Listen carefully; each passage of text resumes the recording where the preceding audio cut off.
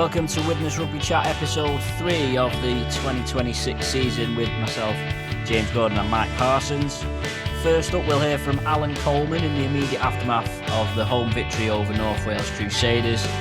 We'll reflect on that game, look ahead to the Challenge Cup tie against Leeds and discuss Widnes' progress on and off the field in a week where the RFL have revealed their 144-point recommendations for the game after a club-led strategic review.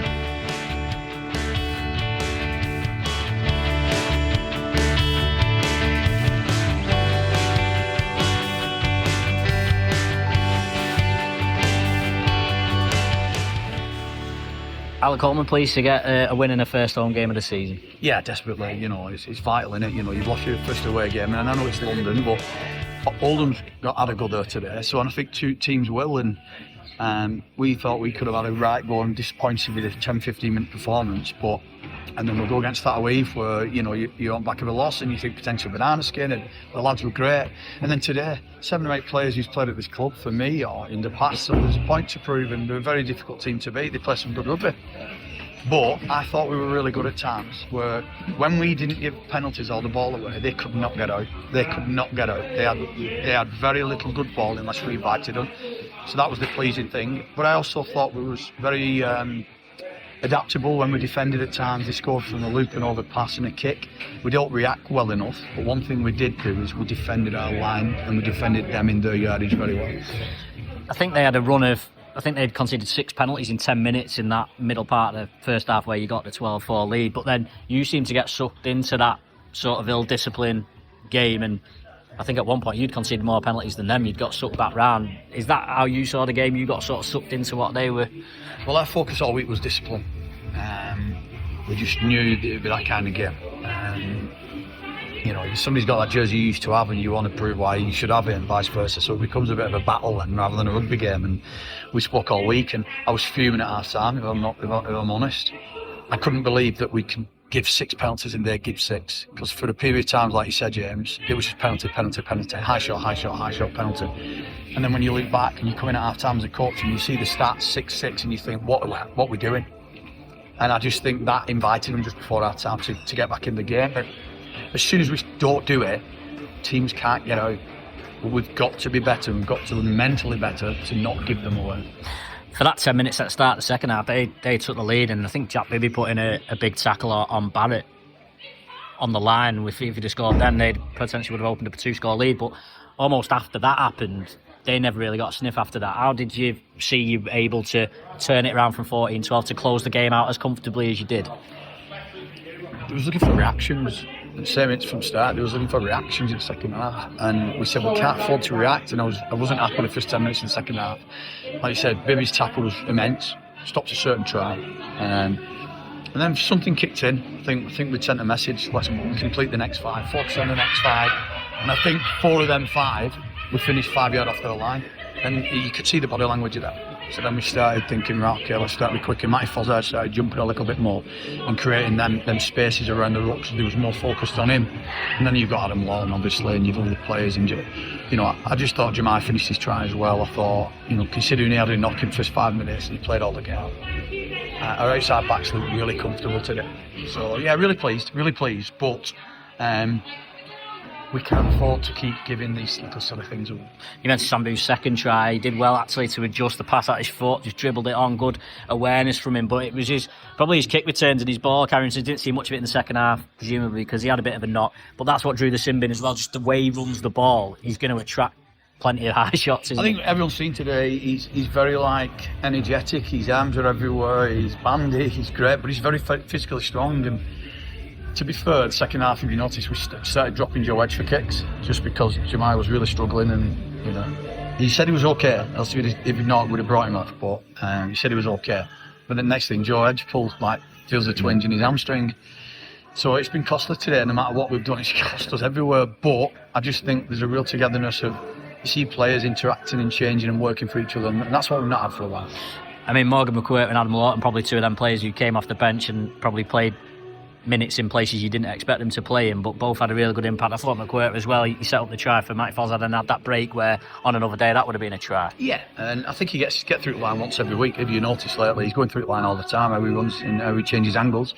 He played at centre for the last 10 minutes for us, and I asked him, not played there since I was 15, but I'm up for it. So, and he's just good like that. Adam Lawton, Jekyll and Hyde. You see him just destroy teams, and then you see him get drawn in with a bit of wind up, and it can cost us, and he knows that. I don't need to tell him, I will be speaking to him, but we've just got to get everybody on the same sheet where everybody knows what they're doing, and we're really disciplined in what we're doing, and we'll be a very difficult team to beat. You played with 15, I think, second half. Sam Wild didn't look too clever. Was it an ankle, that, and Nick Gregson as well?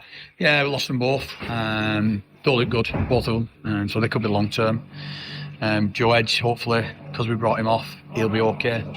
Jemai, find out this week. What was Gregson's? Was his a PCL possibly? Right, and it was definitely ankle knee and ankle first, Sam. It's ankle, Sam. Yeah. What about the occasion? Good crowd, over 4,000. Felt like a different sort of vibe today. They've worked really hard. Tim and his team. They've worked really hard. It's like a breath of fresh air knowing there's a coach that I've wanted all this as a coach, because I know if we get crowds in here from our players, we'll be a really good team, because they don't care what anybody. These players deserve to play in front of high numbers, and they're good enough to do it, and I'll get the best out of them, and I will. But this is the build-up all week. Questions, this, that, and players have got time slots where they have to be. They're not playing, and they're being accountable, even though they're not playing. They've still got a role to play. There must have been 1,000 kids on there today, easy. Yeah. And hopefully, if we can perform on the pitch, it's only a sign of more to come in my eyes. You'll have to bring me an Allan Coleman token next week. Yeah, I will.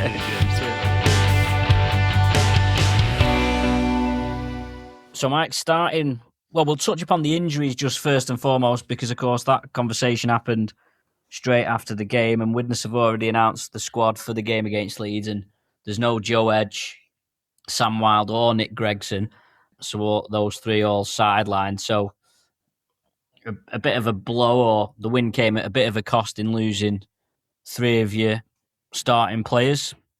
Yeah, come at a cost. I think certainly if you're missing Sam Wild or Joe Edge for a length of time in particular, I think those two players for Widnes are really important.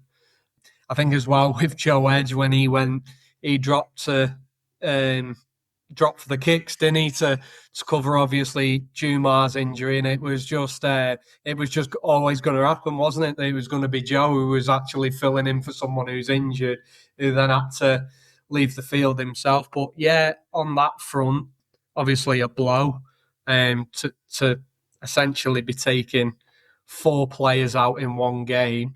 I suppose that highlights the importance of squad depth, and of course, we've got players out on loan at the moment. I think Kieran Taylor hasn't been listed for Salford, but the other two have still been named over there. And we've still been able to, name a 21-man squad. I think that does highlight the importance of having some depth to call upon. I know Jamar's been named in the Widnes 21 this week, but from my opinion, I don't see us seeing him in the game against Leeds on Saturday. Well, Kieran Taylor is in the squad, so he's in the Widnes squad, I should say. So there's a chance he might get a run. I think.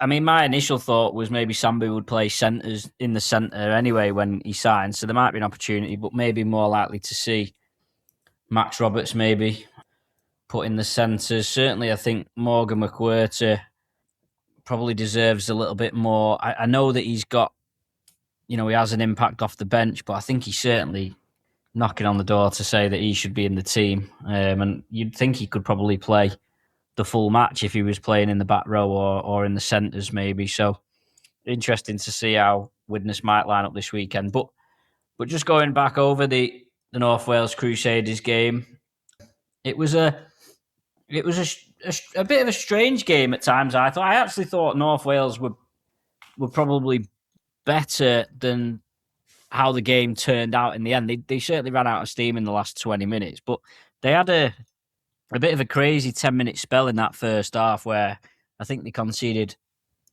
5 penalties in 10 minutes. And that really got Widnes on the front foot. And I think if you took that 10 minutes out of the first 50 minutes, if you like, I thought North Wales were the better team. But after that, the big tackle by Jack Bibby to hold up Barrett at the start of the second half, after that, Crusaders never really had a look at Widnes. And Widnes closed the game out almost as if it had been a routine win. Maybe the rain came at a good time. You know, you don't want to be chasing a game in the rain, I suppose. But what were your thoughts on the match, Mike? To be honest, I thought Allan pretty much nailed it in his interview. From my perspective, I never felt uncomfortable that we wasn't going to win the game. I didn't get that feeling throughout. I was confident that Widnes had enough to win, just watching the game and how it was unfolding. I mean, there was a small moment where Crusaders could have opened a 2-score lead, and that might have turned the game and, you know, made it have a complete different outlook and certainly, you know, impact how I was feeling over the game. But I just thought Widnes was in control without being spectacular. I thought, you know, Widnes were in third or fourth gear. For me personally, we looked the fitter team. And I thought on the whole, it was never going to be a routine afternoon for Widnes. You know, there was so many players on both sides who have played in both camps, and what that brings is a bit of niggle. You know, you've got Deck Patton, you know, turning up, wanting to prove a point against his old team, as did the rest of the former Widnes players. Certainly, you know, the academy players you can throw in there as well, like Lloyd Roby, Jaden Hatton, them types of players as well. But I think a massive important factor of why I felt so comfortable and confident with throughout was Jordan Abdul's kicking game. You know, we could be talking about this every week, James, but just having that in your artillery just fills you with confidence. Some of the balls he puts up and the yards he can gain off it, he can turn an average set into a really good set. And I'll be honest, I thought Lloyd Roby on the whole dealt with them fairly well, because I certainly wouldn't like to be underneath them, put it that way. Yeah. So for me, that was my overriding feeling. And just quickly as well, and I know you mentioned there that, you know, North Wales could have scored a couple of tries. There was that one that you just spoke about Chris Barrett, and there was the one in the far corner in the first half where I think it was Greg Eden and Widnes scrambled over. It's quite far for me to see, but from where I was sat, I wasn't quite sure how they didn't score. But then at the same time, Morgan McWhirter burst through the line in the second half, and he only had to find the Widnes player and Widnes score. And then Ryan Ince was within inches of grounding that ball off that Jack Owens kick. So for as much as North Wales could have scored a couple of extra tries themselves, so could Widnes too. Yeah, I think Rochdale. I'm saying Rochdale because I was thinking of Luke Forber. Forber was on that left wing. He signed for Crusaders from Rochdale, and they seemed to, both him and the other winger were doing like loop. Widnes were jamming in a little bit, and they were doing these loop passes, and they were timing the runs really well and getting on the end of them. And to be fair, Widnes did scramble a good few times. Like you're saying about Abdul, certainly Widnes aren't going to get pinned back in sets very often with that. One of the players actually said to me after the game that they felt that Crusaders, or the former players, had made it a bit personal, and that's what made it, you know, the game lost its way for a little while. And I get that you get players coming back, but there was a comment made to me where it's like the game, they just got a bit too personal with it, if you know what I mean, and it just, that's what knocked the game out. Because I do think, I said it to Allan, that Widnes did get sucked into that. If you looked, Crusaders gave away a lot of penalties, and like I've done a few games at the start of this year where the referee, the Warrington League game last week that I did, there was a lot of penalties in that game because they're trying to speed up the ruck and stuff. Whereas these penalties at the Widnes Crusaders game, none of them were for that. They were all for high tackles, late tackles, you know, interference. And so you had this really high penalty count,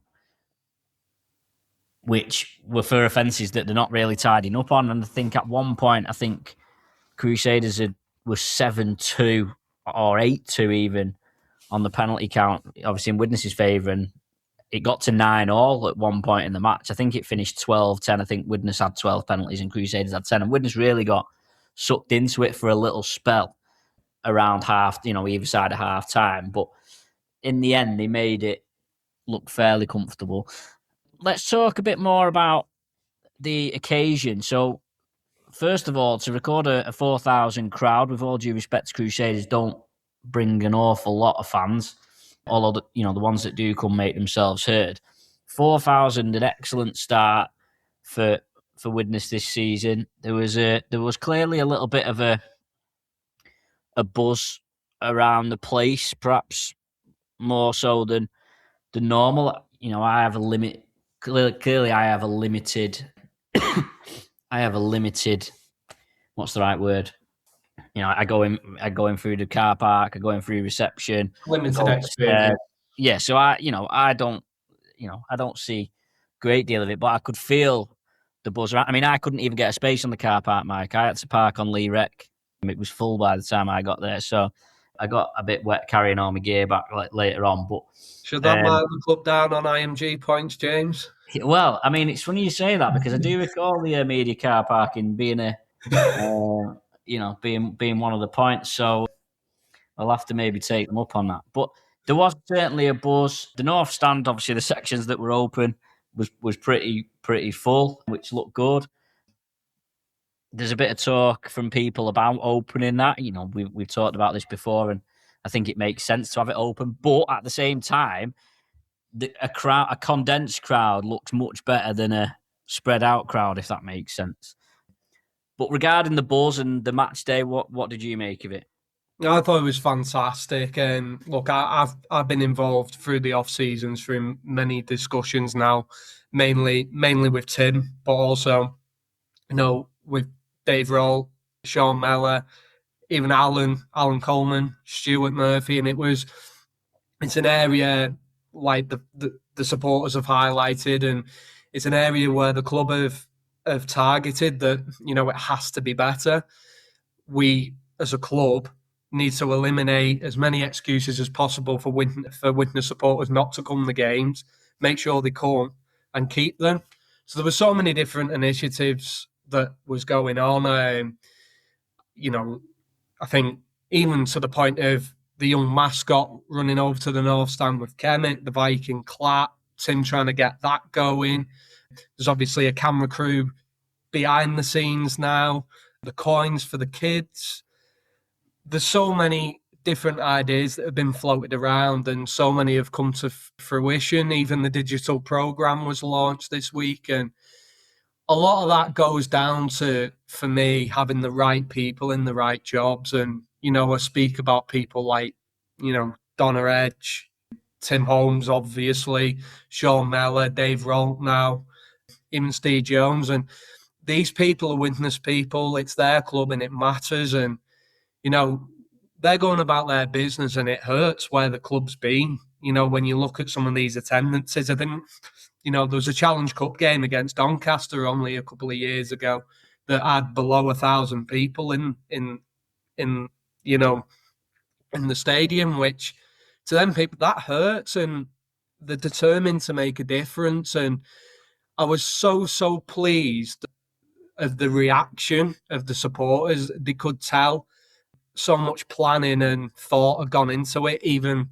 afterwards in the Bridge Suite, Roy Basnett was DJing till late. There was a band on in the Bridge Suite. You had the halftime challenge, which was attempted, very nearly beat the mass contester. But overall, I was so pleased for Tim Holmes because, I don't mind sharing. I'm sure he won't, but he was nervous going into that first game. He wanted it to work, and by God, I think if he had a GPS tracker on him, he covered some distance on Sunday more than any of the players, and that's the bar now. And I think as for the 4,000 people that was in attendance, you've got them there now, and if the club can keep the momentum building and growing and word spreads with, hopefully a healthy crowd this weekend and a competitive performance by the lads on the field. There's no reason why we can't keep that 3,500, 4,000. I think I seen a post from Tim on LinkedIn that said his smartwatch thought he was surfing at one point. Such was the movements he was making. So I'm not sure what he was doing for that 20 minutes. But yeah, a good positive start. And we'll move on to that now. Actually, I sort of it's come at a good time. This, so I don't know if you'll have seen, but the RFL randomly have released this 144 point recommendation, which has been part of this club-led strategic review, which came in when Nigel Wood got back in, however, last year. And I actually think it's really interesting to consider it in the context of that first game for Widnes, because, and we'll go through some of the points, but the one point that I'm just going to mention is it was talking about a 16-team Super League, or going to 16 teams in Super League. Now, I heard that a little bit last year, that there's maybe, I don't know whether this will happen, but I think we've even talked about it on here before. There's been a murmur that they would like to have 16-team Super League and then a 16-team Championship. Now, you would think that if they got to that situation, the chances of there being a great deal of movement between the two is very slim. Now, the reason I'm talking about that first is because apart from London Broncos, who are an obvious contender, they're the obvious next cab off the rank for Super League for multiple reasons. Clearly, you want a London team in. They've got the backing of Darren Lockyer, etc. They probably would have been in had Toulouse not won the grand final anyway. But other than London, who else in the Championship, especially in the light of what's happening at Oldham at the moment, who basically have had one good season, thought they were Super League ready, and already it's, the wheels are coming off a little bit. There's only and I don't know, Newcastle are now York's reserve team, so they can be ruled out. Realistically, is there any other Championship teams other than Widnes who could stake a claim on that 16th place? You could argue Doncaster, maybe, but they've not got the fan base. But I think where that makes it important for Widnes is Widnes have got to make sure that they do everything they can to...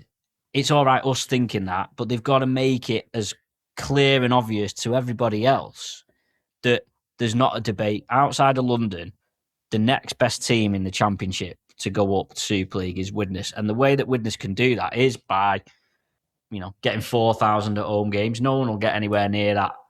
None of the other clubs will get anywhere near that this season. Salford, with the exception of Salford, who got it for the first game, will they get it throughout the season?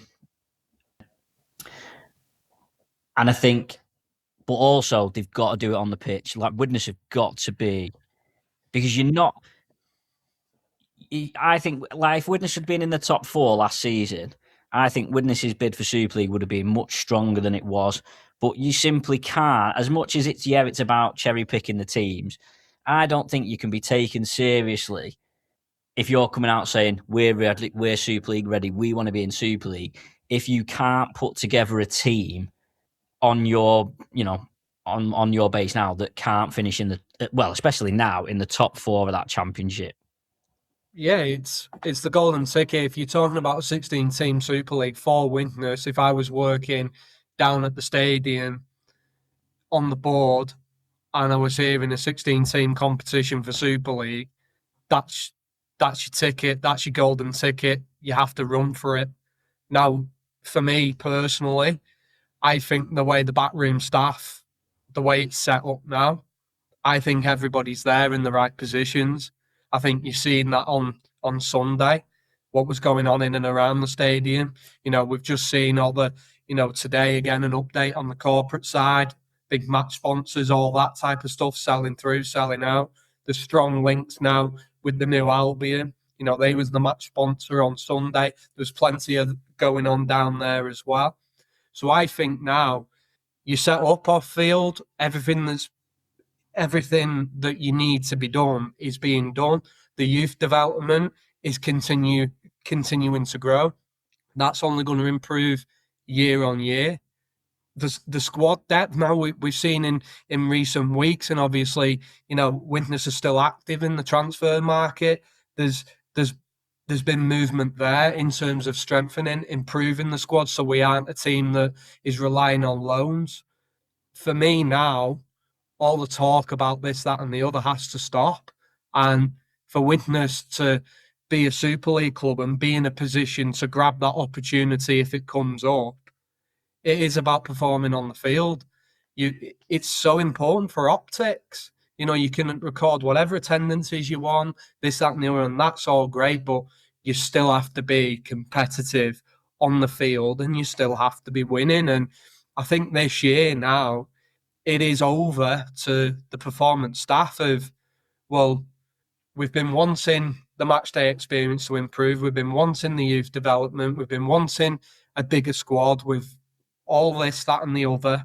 Well, we've got it all now and it needs to be put together and we need to show it on the field. We can't be this team that's always talking about the future. We've got to start delivering, because you're right, James, the way the championship is shaped up, I think there's going to be more to come at Oldham.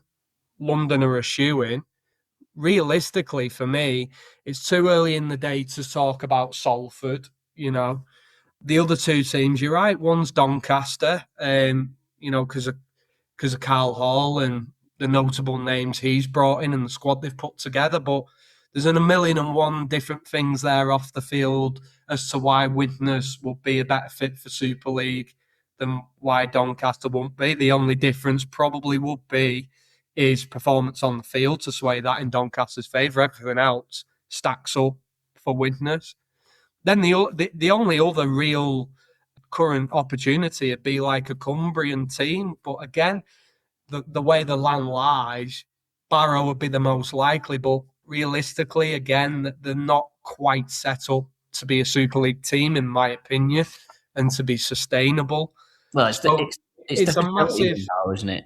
It is a massive window of opportunity if that door is slightly ajar for a 16-team comp. For me, Widnes have to be all over it. And like we've said, I think on-field performance is crucial now for Widnes moving forward. So, well, let me read the exact wording for what it said. There was a few different things. The league should comprise 14 teams, but there should be a long-term plan to increase the number of clubs. And then it said the playoffs should become a top 8 format until such a time as the league moves beyond 16 clubs. There's a few discussions, there's a few points about overseas clubs should continue to be included in the competition, provided that the commercial terms are fair. I think ultimately the opportunities for Widnes to get in are either if they expand to 16 or if Catalan and Toulouse, they decide they don't want them in.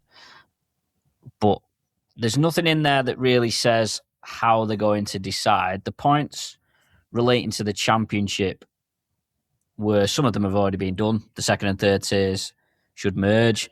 The format should create the most compelling fixture list possible. I think the jury's out on that one. There should be a top 10 playoff. It does say with the winners receiving a meaningful prize if they are not eligible for promotion. So that suggests that, maybe there is still some promotion there. There should be a tighter salary cap linked to the club's turnover. Well, I think that's ideal for Widnes, because I think if you look at Widnes' crowds and whatever, Widnes' turnover should be as good as anybody's. Although it does say clubs who wish to spend above the cap should provide guarantees and a personal underwrite to fund that season's player costs. So that's where your Oldhams come in, where a money man can go in and, chuck whatever money he wants at it. There should be a knockout competition for Tier 2 clubs, the 1895 Cup. Then there was a couple more. One that I like, and I've been saying for a while, is about having an Anglo-French cup competition. I think that's an absolute no-brainer. I just think, you imagine Widnes Carcassonne. If you had it, Carcassonne would love to have Widnes at their place, because Widnes would take a load there. It'd be a good occasion. It's a good way of opening up people's eyes to players over there as well, because we've seen with Morgan McWhirter, who would have been a complete unknown before he came here, but he was playing in France, and I've been fortunate enough to go and watch some French, well, it's Super 13 now, and I think I watched 10 teams when I was over there, 10 of the 12 teams at the time, and you're watching games of rugby league filled with players the majority, 95% of them you've never seen before. But these are semi-professional rugby league players, just like the ones that we watch week in, week out. So I think that could also be an interesting point. A few non-Widnes ones. One of the recommendations was maybe to move the Challenge Cup final away from Wembley. Yeah, I'll be honest, a lot of the traditionalists will hate me for saying this, James, but I think you only have to flick on the telly to watch a Challenge Cup final, and there is a serious issue there. I'm not saying I have the answer of where that should end up being, but I don't quite think Wembley works anymore as a rugby league venue. I think even the Ashes game proved that, James. Yeah, I mean, I'm of the different opinion. I think if rugby league moved the Challenge Cup away from Wembley, it'd be a disaster. Only because I don't think the sport is strong enough at the moment to move it away and it thrive somewhere else. I think, whereas at the moment, I think because it's at Wembley, it's unique in a way like no other sport. No other British sport plays a domestic final there. You've got the statue outside the ground, the traditions there. It's on this protected list of events. The Challenge Cup final has to be on BBC or it has to be on terrestrial television every year. I think as soon as the RFL say we're moving the Challenge Cup from Wembley, I think you lose that heritage or that status of the game. And I think that is something that actually, at this moment in time, I don't think rugby league can afford to lose. Now, yeah. I get what you're saying about the empty seats, and it probably would, yeah. If you had the Challenge Cup final at Villa Park or Everton or whatever, it probably would look better. But I think you said about optics in relation to Widnes before. I think in terms of optics for rugby league, I think they've got to keep the Challenge Cup there until they're secure enough in other areas that they feel like they can pull. Because there's no guarantee either that you move it and it works. I think I'd rather them investigate, why more people aren't going to the Challenge Cup final. The Magic Weekend has pulled a lot of people away from the Challenge Cup final. The fact that fans are going to Vegas now and fans are going to France, and there's many reasons why the traditional numbers aren't going to Wembley. But at the same time, is that not an opportunity to get different people there? I think the Vegas argument definitely, with the price that would cost for supporters. The one thing I'd quite like to see and try one year, and I don't see any reason why it couldn't be tried, and I think it'd obviously offer a small opportunity for championship clubs to participate in that if you was, lucky enough to get there, which, however, it's structured in the future of the last 16 or whatever of the Challenge Cup being the Magic Weekend. So it was a potluck draw, so you don't know who you're going to be playing, and also there's a potential of a fairy tale story of a smaller team going to Magic Weekend and playing a Leeds, playing a St. Helens. I don't mind that concept. I mean, I'm not a huge fan of the Magic Weekend concept in terms of multiple games on multiple days.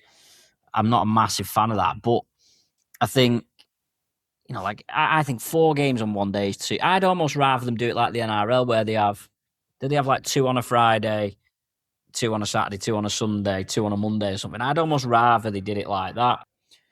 But I don't mind that as an idea. I think that's probably got some legs. But again, that's another event that takes away from the Challenge Cup final. The only thing that could benefit the Challenge Cup final is the expansion of Super League, because let's get it right. only 12 teams can win it, ultimately, because, no one outside of Super League's got a chance. When Toulouse were in Super League last time, there was only 11. I mean, Toulouse are back in now, so there's only 13 Super League clubs in Challenge Cup. But that means now there's potentially 13 winners as opposed to, 12 last year. If Super League went up to 16 teams and they made Toulouse go, having 16 potential winners at least gives you a bit more variation, whereas you're almost getting to the... I've seen some stuff last night about Man City got to the Carabao Cup final, but they've played something like 32 times at Wembley in the last 16 years or something outrageous like that. Well, Rugby League's almost getting to that point where there's not a novelty of going, because I think everyone in Super League has been in the final in the last 10 years. There's not... I remember when Warrington won it in the year Widnes went in 2019. Was it 2019 that? When Warrington beat Saints, and there was hardly anyone there from Warrington. Like, Warrington's following for that final was poor for a final, because they'd not travelled, because they thought they were going to get beat, and because they'd been there a few times in the previous few years. So the novelty wasn't there of getting everyone up for it, and they thought they were going to get beat. It's reasons like that why the crowd's not great. So, yeah, I think it'd be I think it'd be an own goal to move it away from Wembley. But there's a lot of people talk about Spurs, but they don't realise that the only reason it was held at Spurs the other year was because it was heavily subsidised by the FA and Wembley, because they double booked the stadium, and of course they had a contract with the RFL. Without that, there's no way the RFL would have been able to afford to play at Spurs. So, yeah, I don't think... I mean, you can read the 140... I tweeted it before, the 144 points. I mean, I'm not sure why it's taken them so long to come up with it, because I think I could have probably done it in a night. An interesting one that they said, point 107, is Tier 2 should consider amending its season so that it has a period in the calendar where that competition has all Rugby League eyes focused on it. Now, I'm not quite sure they're saying move back to winter, but I don't see how else that could be. Whether you start... To be fair, the year Widnes got promoted to Super League in 2001, the grand final was in July, wasn't it? Maybe a return to that. I thought that's... We discussed this, didn't we? I thought they were going to do that this season. I thought the grand final would be much earlier this season than it actually is.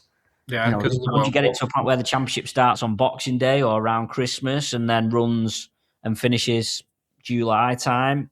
Is that what they're getting at? And then all of a sudden you've got this Christmas, New Year, January period.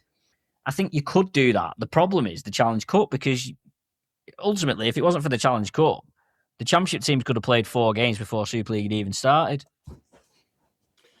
You've got that, and then obviously you've got the problem of the international calendar. Then, if your season's finishing a hell of a lot earlier than the Southern Hemisphere, then that obviously...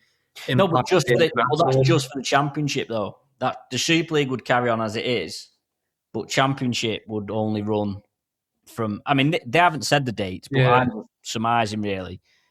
Championship runs from Boxing Day to, say, the end of July, and you have playoffs in August, whatever. The playoff final could be Bank Holiday August weekend or something like that, and then the season's finished. Whether that's practical, I don't know, but that was another one of the recommendations. Yeah, I'd be interested to see how that one would work. I think that one sounds like one of them things where once you did it, you could start unlocking several problems very quickly. Obviously, a lot of clubs rely on dual registration, don't they? Short-term loans. So again, can clubs facilitate running with bigger squads to compensate that, or does it encourage teams to do that and make them do that, potentially tapping into the amateur game? Then, of course, as well, going on to the amateur game, it'd be interesting to see where and how that would fit in as well. Would that run along with Championship, or would that run along with Super League? Who knows? I'm sure. Well, I'm not sure, but someone will have the answers somewhere. But it'll be interesting to see how that pans out. Before we go, then let's look ahead to this game against Leeds on Saturday, 3:00, which is a little bit of a pain in the backside, but in the football season. Leeds actually haven't won a Challenge Cup game against a pro team since they won the final in 2020. they've gone out in the first round at every stage since then. Apart from last season, they beat West's Warriors, who Widnes played a couple of seasons ago. They beat West Warriors last season, and that's the only Challenge Cup game they've won since they lifted the trophy in the COVID year 2020. Now, I'm not sure how much of an omen that is. Widnes did actually give Leeds a decent game the last time the two sides met in the Challenge Cup in 2018, in what was a pretty dismal season for Widnes. But actually, Widnes didn't give him too bad of a game. Considering back then, obviously the both teams was Super League teams. I think the attendance was only 1,800, James. So you'd expect there to be a lot more there on Saturday. Yeah, it's always an interesting one, isn't it, with cup matches? Because, of course, you don't have the season tickets and you've only got a short turnaround. I know Leeds asked for 500 tickets from the club, so that's the rough marker of how many fans they'll bring.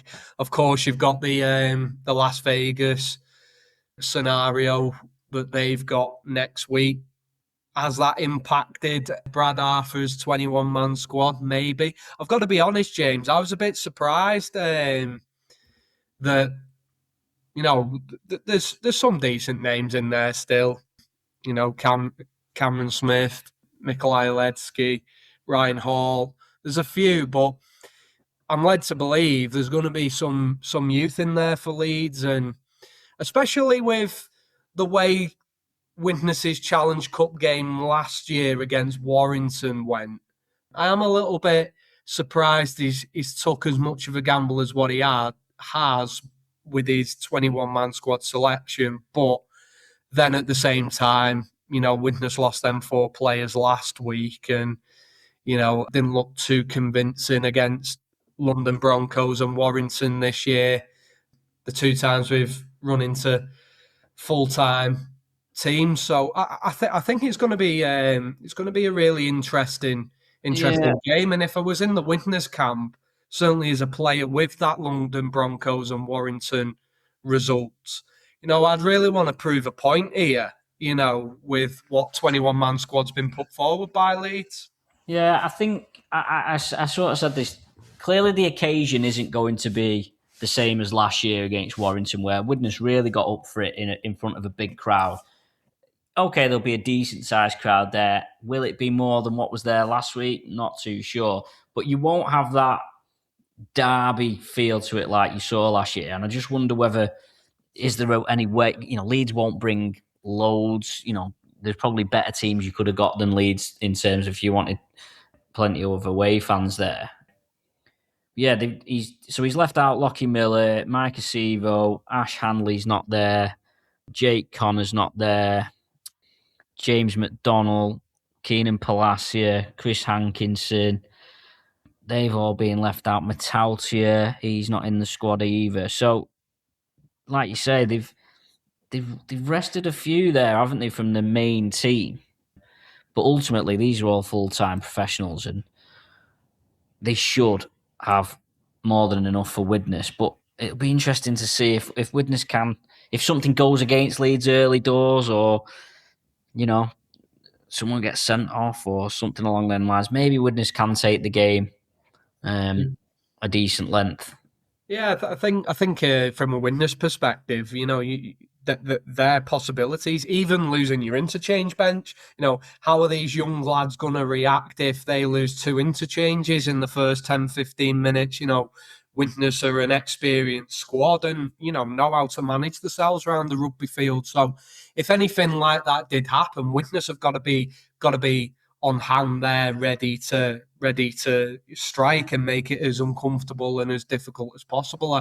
I always say in these games, I think firstly, you've got to score first. You've got to put pressure on the board and you've got to score first, and that lifts you. It lifts the crowd, and then you can concentrate on getting in the full-time team's face, disrupt the play, make them make uncharacteristic errors, and you've got to keep that ruck speed slow. And we were speaking about a bit of a stop-start game against North Wales Crusaders. Well, that's what we want this week. Leeds will want to play quick and they'll want to score, back-to-back tries and put us away in a 10, 15-minute period. And we've got to fight against that. But again, strange things have happened, certainly reading that squad list. And if Widnes can hang in there and be dogged, and arrive with the right mentality, it could be a spectacle at the very least. Match on Saturday. What are your predictions, Mike? What do you think? What do you think's a good result for Widnes? I think a competitive game. I think, off the back of last week, I'm hoping, if you can get 4,000 last week with hopefully 500 Leeds fans in the stadium, if they sell that allocation, you'd like to think you're in and around that 4,000 marker again. I think a competitive performance will go a long way for people to sit up and take note in and around the town, what's going on off the field. And then if you're matching that up on the field, that's only going to generate, excitement and positivity. So for me, a competitive game, and I hope Leeds don't, run out of sight and the game doesn't get too quick for Widnes. So I think anything within 16 points is a good performance by Widnes. I just hope it's nip and tuck for a fair while, but you do expect the full. If 17 stays fit and 17 stays fit, you do worry about that back end last 20 minutes of the game, don't you? But I'd say anything within 16 points and Widnes have had a good crack. Right, well, we'll keep an eye out for the handicap. If the bookies have it at 16, we'll know that they listen to the podcast. Mike, thanks as always for your company, and enjoy the game on Saturday. Make sure you check out the Widnes Rugby League fans page on Facebook, and we'll see you next time.